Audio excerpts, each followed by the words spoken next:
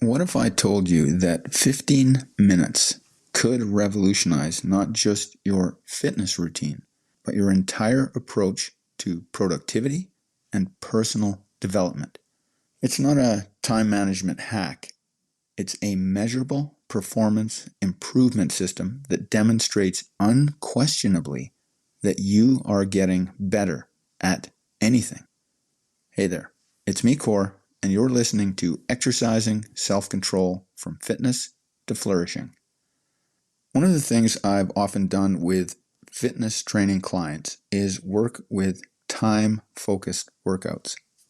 That's because if I showed up to a client session and they had to rush off or came a little late, then any planned workout became impractical. Traditional rep and set schemes crumbled under real-world pressure. That's when I discovered the concept of density training.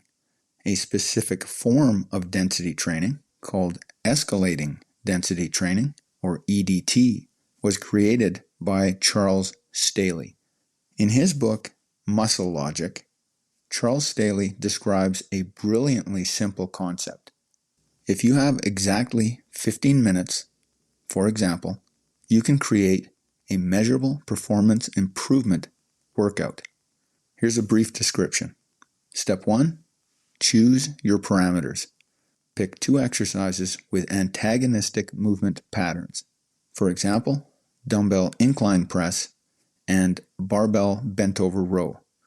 This is a horizontal push with a horizontal pull.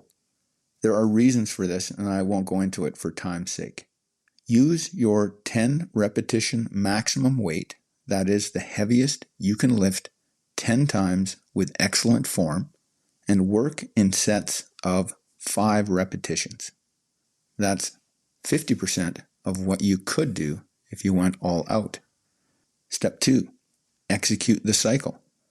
Start with the first exercise, do a set of 5, then move to the second exercise for 5 reps. Keep alternating. In the beginning, you hardly rest at all, just the time it takes to move between exercises.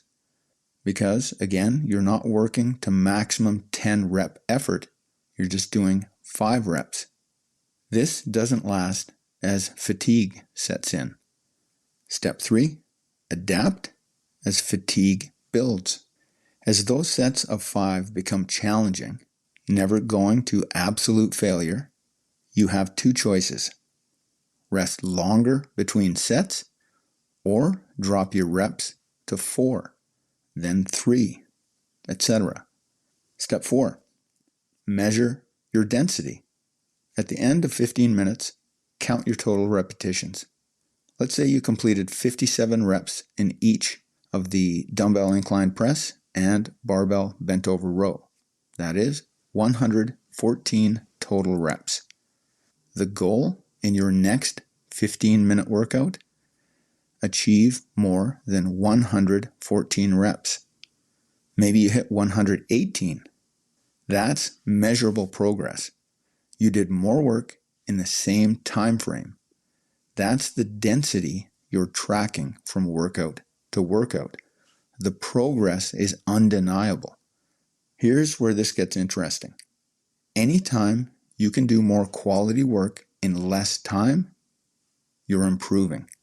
The key is maintaining excellence while increasing output. Now, I've played with the name of this framework with a nod to Charles Staley.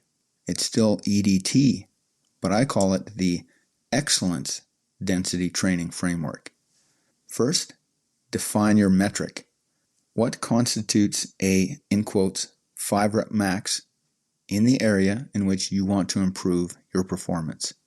This is your current level of excellent behavior. This is up to you as opposed to the consequences of your behavior. For example, a writer, words written per focused hour. For a salesperson, prospect calls made per day. For a student, practice problems worked on per study session. Second, set your time boundary. Choose a realistic, appropriate and consistent time block. 15 to 30 minutes works well as a start. As you become practiced, this can be expanded up to 90 to 120 minutes as per your natural ultradian rhythm. Third, track and strive to surpass your excellence density. Count your output, then aim to exceed it next time while operating with excellence. A writer might discover they produce 400 words in 25 focused minutes. Next session, they aim to surpass it, maybe to 430 words. A student might work on 5 practice problems in 20 minutes, then push for one more next study session.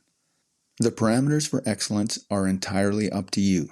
As you become experienced with this approach to your exercise, your work, and your life in general, you can get creative. I remember reading a story about a carpet installer who used a similar idea, self-competition in this case, for his work. He'd been hired to install carpet in a number of tract houses. With the rooms consistently the same house to house, he had a good environment for practice. He timed himself installing each of the rooms on the first day.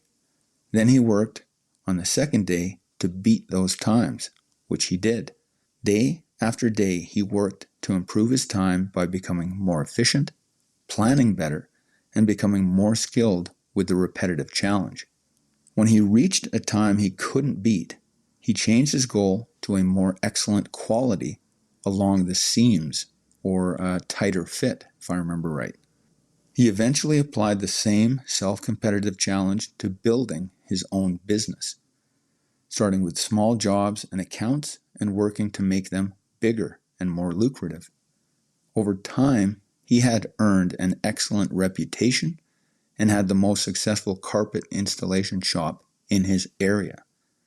The beauty of this isn't just improving the amount of work done. Having concrete evidence that you're getting more work done is great. However, the real value is in the work ethic and focused effort you are training as a way of operating in the world. You become a person who strives to outdo your past performance. This is your own personalized and best parameter for competition. When a workout is scheduled, you know what you did last time. When a business project is on the line, you know what you're capable of doing. When a meaningful relationship is showing signs of deteriorating, you know what you've done in the past and can choose to do better this time. Just as when you exercise physically, where you maintain excellent form, this principle only works when quality remains non-negotiable. Doing more sloppy work faster isn't improvement. That's actually regression mistaken for productivity. But when you can consistently do more excellent work in the same amount of time, you know you're truly making progress. Now, you're density training for a good life. That's it for today. Catch you next time.